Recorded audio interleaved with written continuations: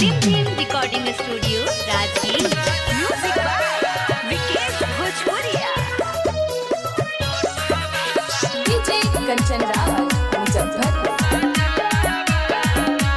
सोना चांदी से सजैला कई बदाना कि सोना चांदी से सजैला कई बदाना कि हमारा टोटो वाला मिलल सजाना कि हमारा टोटो वाला मिलल सजाना सोना चांदी से सजैला कई बदाना कि सोना चांदी से सजैला कई बदाना कि हमारा टोटो वाला मिलल सजाना कि हमारा टोटो वाला मिलल सजाना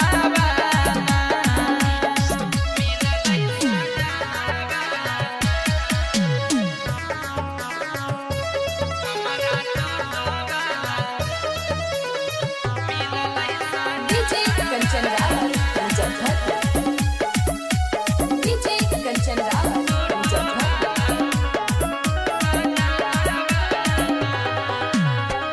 जान से भी ज्यादा हमारा करो हो कई प्यार हो झुमका झुलनिया दिल कई 16 हो सिंगार हो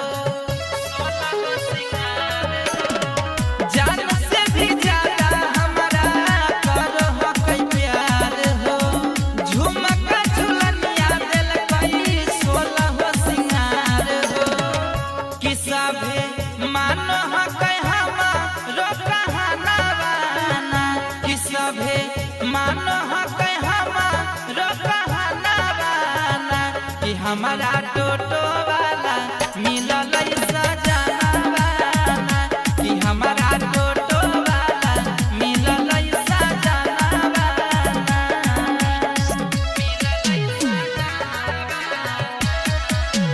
रिमझिम recording studio Rajgir.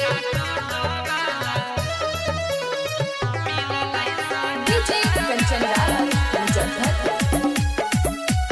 DJ Kanchan Rawat Muzaffarpur.